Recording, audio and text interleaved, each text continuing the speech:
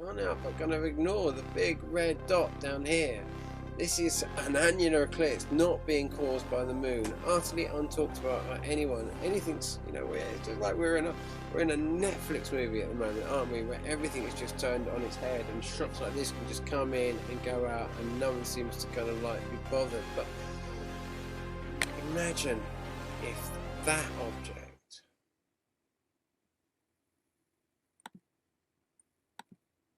is that object.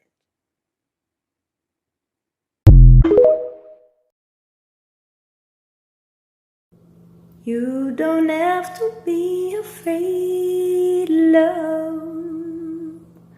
Life is but a dream, and everything you ever wanted is right within your reach. You don't have to be afraid, love. You're held in a mother's arms, and nothing can harm you. She keep you safe and warm.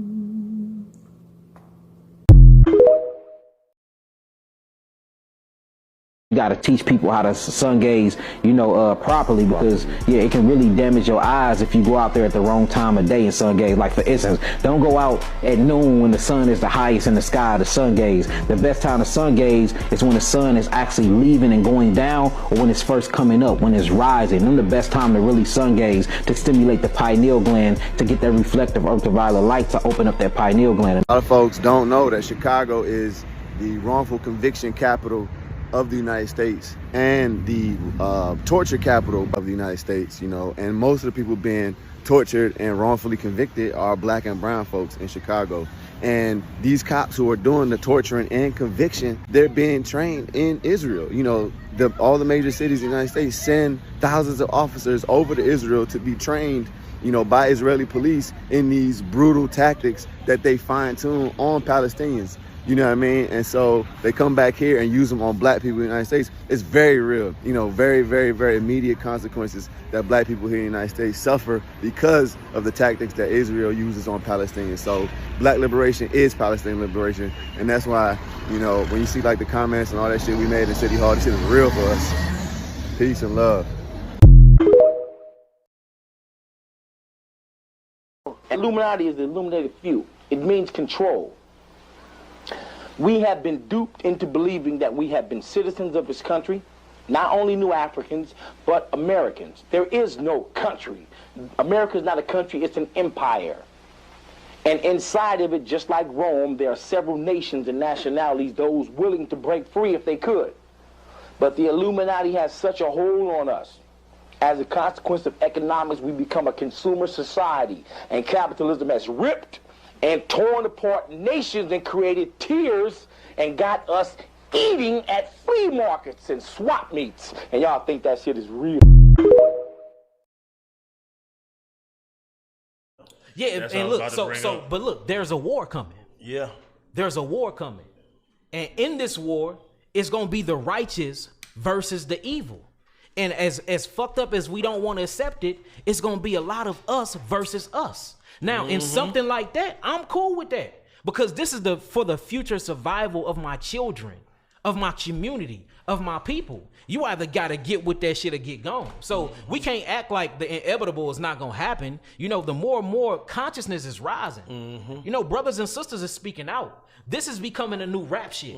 This conscious shit is becoming a new wave. Herbalists is popping up everywhere. Thought leaders, critical thinkers is popping up everywhere. You see little bitty Malcolm X's and Louis Farrakhan's running around this motherfucker rapping. So the more and more we raise this high energetic frequency, the more and more the low energetic thought forms is going to be thinking of ways to come back. This is spiritual warfare.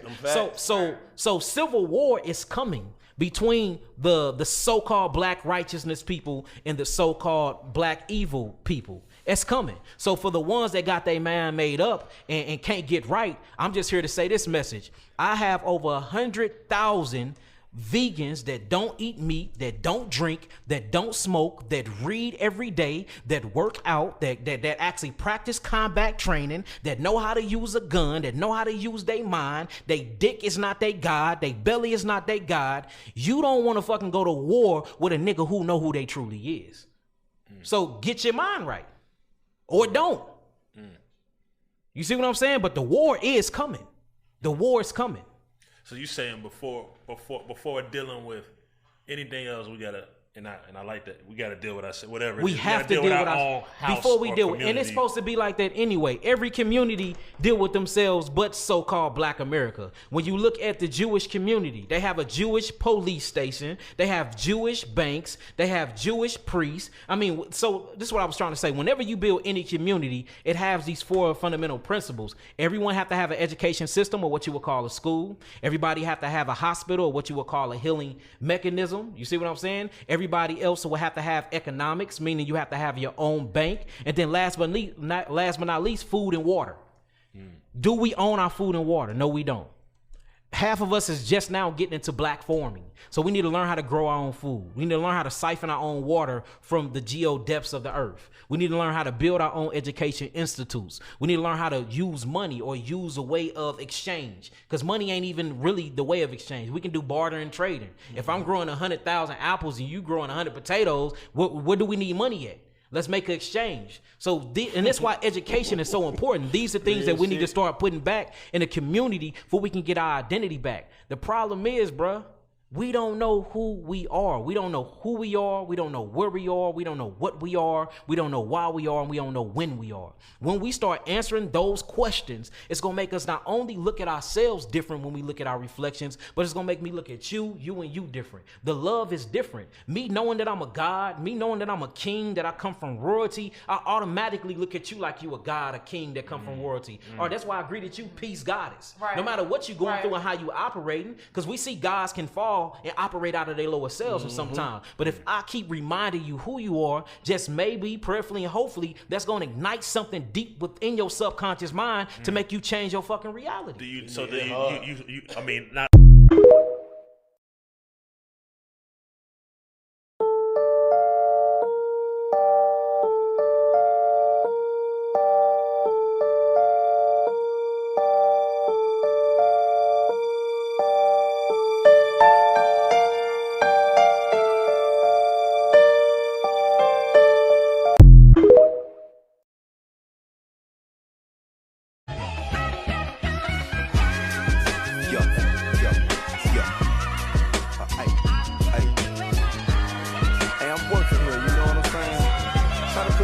In my shoes for a second. Not personal, I'm just saying though.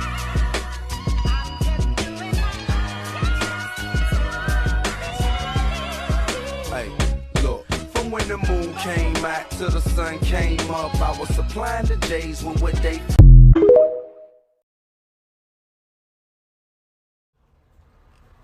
Y'all have to remember and notice the Snyder Act has nothing to do with African descendants. So if you claiming to be a African descendant, whether y'all came over here on the Atlantic slave trade or migrated over here, the Snyder Act has fucking nothing to do with you.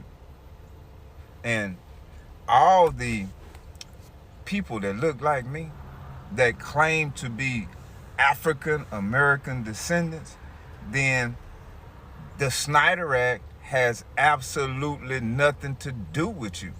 It's all about Aboriginal natives, people born on this land.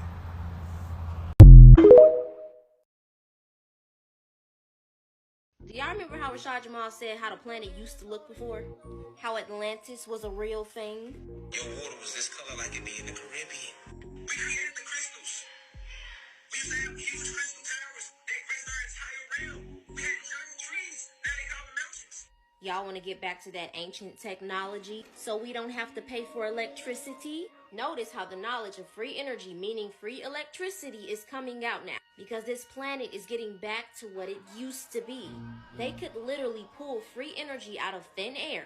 Energy is all around us. Electricity is inside of us. Electricity, energy, same thing. This is a little explanation of what it was back then.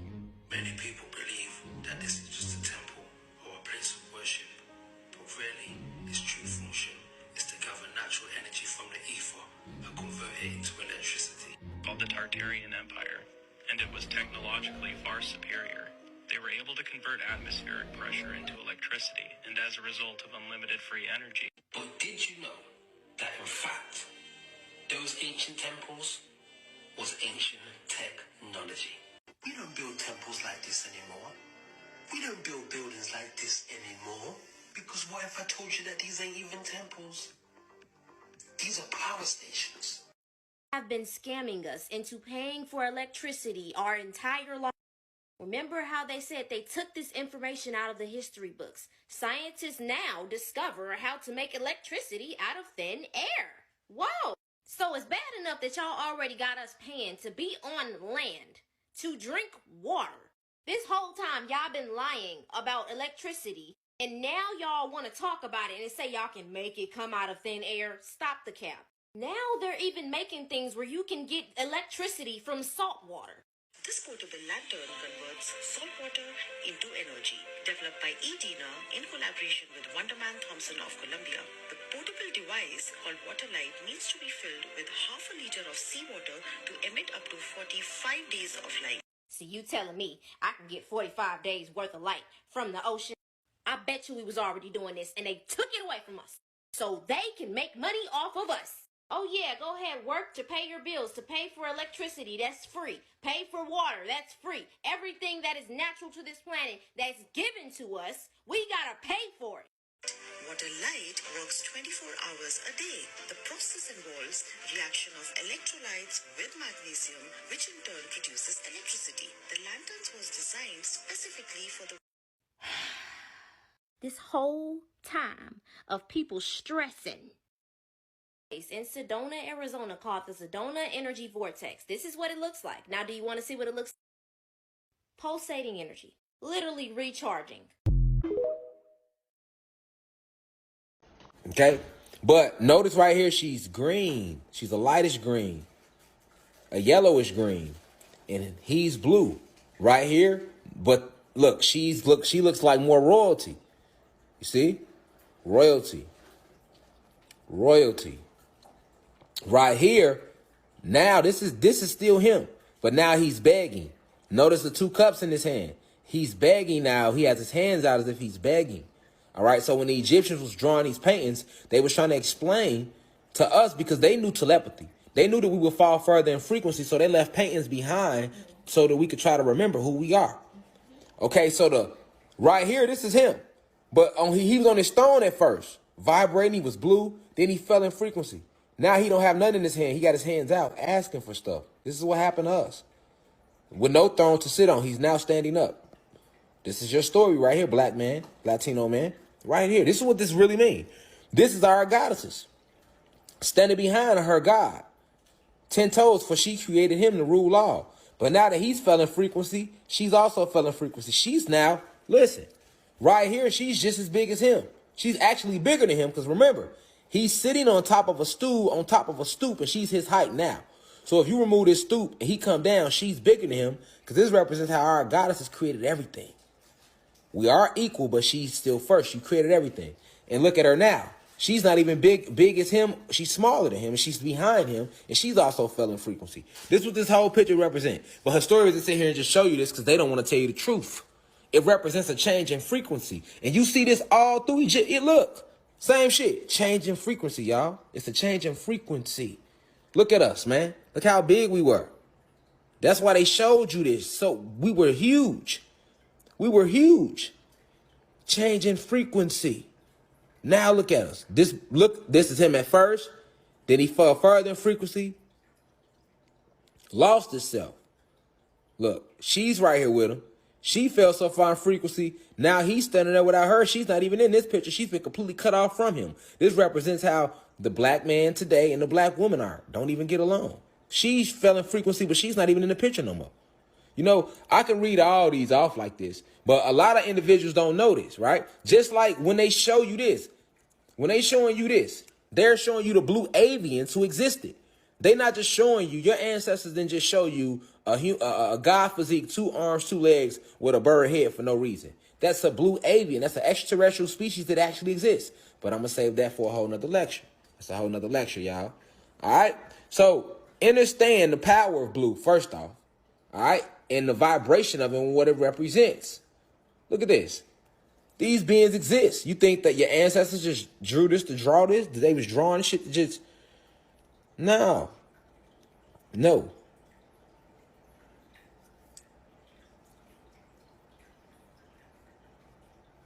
This represents how death isn't real and how it was conquered. This is supposed to represent a dead God, but he's conquered that. These beings actually exist, though. All right? There's many beings that exist. That's why you need to study Egyptian paintings. All right? They wasn't just drawing things to draw them. Okay? Whole species of them. They showing you the species. Then they showing you this. Look at the scales and the balance and the imbalance after the fall in frequency. All right?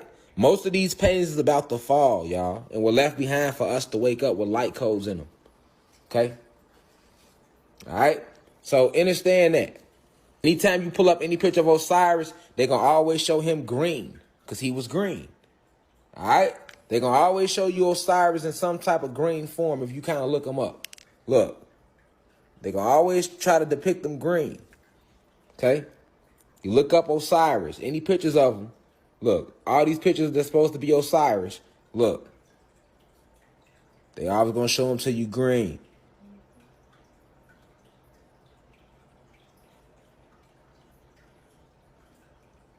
Miss the nails, though. They exaggerating with that. You know, they always try to do some monster effect on us to make us look like, you know what I'm saying?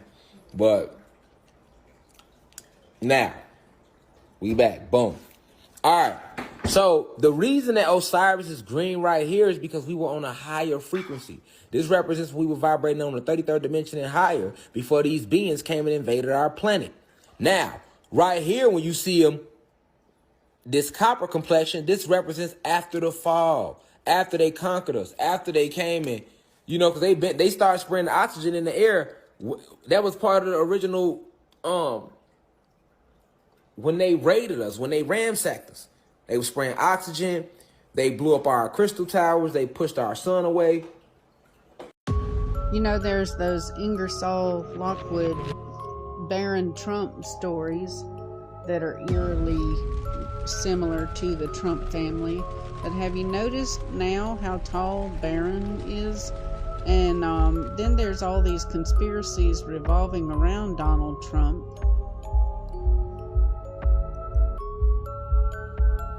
I just think it's odd, the height that this young fellow has gotten to, and just knowing all the family history. And then, like I said, you hear so much about giants these days and return of giants, and you got all the stuff with the UFOs and all these conspiracy theories around Donald Trump. I just saw those pictures of him, and it just like something in my brain is saying, makes you go,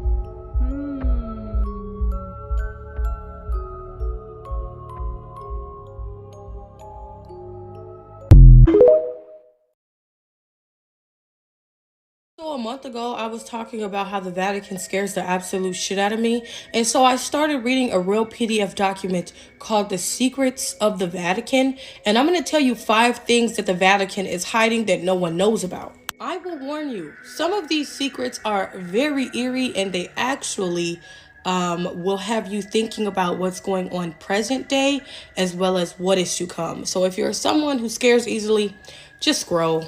Secret number 1. The Bible actually contained 80 chapters, and now the Bible has 66. The Vatican actually took these missing chapters out of the Bible and they keep them. The name of these chapters in the Bible are actually quite mystical. Some of those books that were taken, there were 18, and now the remaining number of chapters is 66, which is weird in itself. But here are some of them that say, like, the Book of Giants, the Book of Psalms. And it said that some of these books actually contain myths of sirens, mermaids, giants, and things of that nature, which kind of makes sense of why they would take them out. And the Vatican has these, by the way. In what I think they said 1615, they actually removed these books from the Bible. This includes the missing chapter, the story of Bel and the Dragon, the Apostles' Creed, the Apocalypse of Abraham. Yeah, that freaks me out. Fact number 2, there were 3 children that were said to have seen the Virgin Mary, and the Virgin Mary bestowed upon them 3 secrets, one for each individual child. These are the children, Lucia, Francisco, and Jaquita. I don't really know how to say her name. I probably butchered it. But over the course of time, these secrets were kept private. Like, nobody knew what they were because the children didn't want to speak until one of them said that she was going to speak for all 3 of them. This lady, like, held on to these secrets until she released 2 secrets. One of those secrets was about her giving a depiction of hell, what hell looked like. And it's pretty eerie. I mean, you can go look it up, and she gives a very detailed description. And then the second one, which was before either one of these things happened, World War I and World War II, she said that God would call for a war on man, and he would end the World War I, but there will be another World War II if they didn't appease God. And sure enough, it happened. But what's kind of crazy is the third secret. The third secret of Fatima was kept quiet the longest. It wasn't until the Pope actually ordered her to tell him what the third secret was, and she did so by writing it on a letter and putting it in an envelope and sealing it with wax, and she told the Pope, do not open it until 1960. This third secret is the most controversial, and still to this day is the most prominent, because it was a premonition about what would happen in 20th and 21st century from Fatima. So I'm going to explain it more, but this is just a summary of all 3. But the third one, which is the most prominent, it says that in the 20th century, it would be the persecution of Christians that would bring on the apocalypse. She said the 20th and the 21st century, there would be people in army gear that would start to kill Christians. Yeah. That's what she said she saw in her vision, and this would unappease God, and this would bring forth the apocalypse. The third secret is about aliens. In the archives, it is said that they have proof that aliens came and helped ancient Sumerians as well as ancient people create massive structures, and even history of nuclear weapons back in Egyptian times. So if you have ever heard of the Anunnaki, they're real, and actual evidence of them exists in the Vatican archives that is like 38 meters underground. I have to do a part 2 with the other 2 facts, so stay tuned and I'll post that.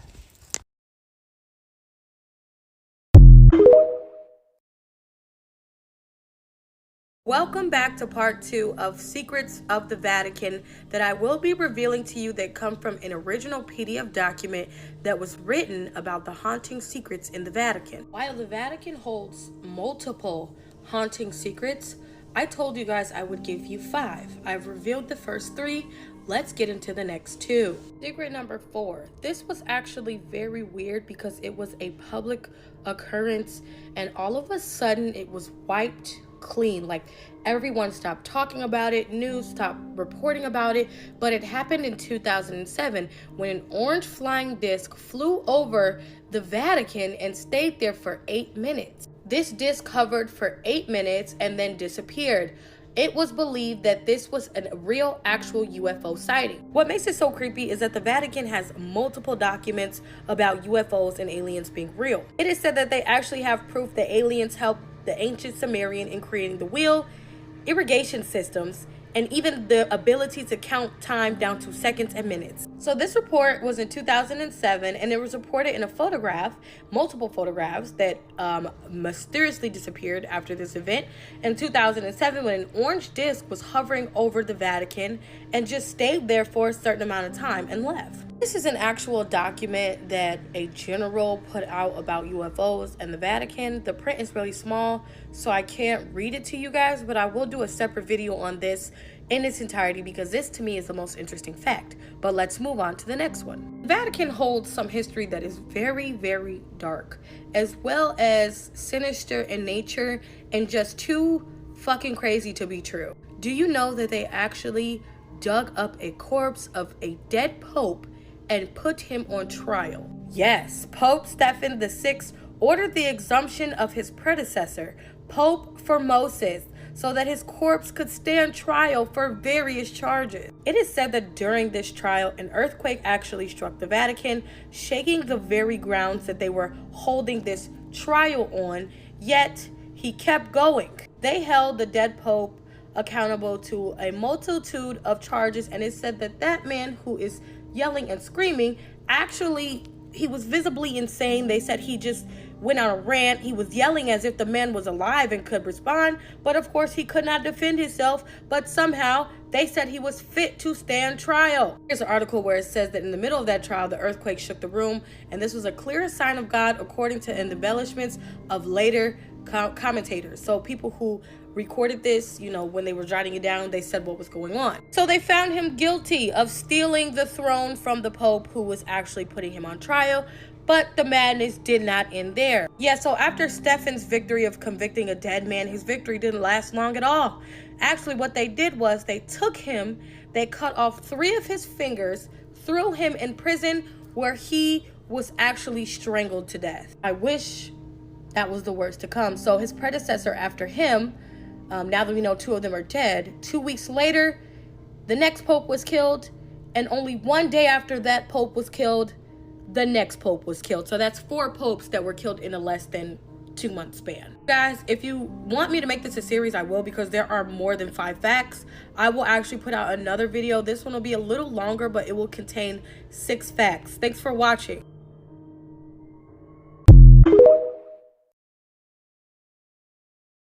Clones do exist.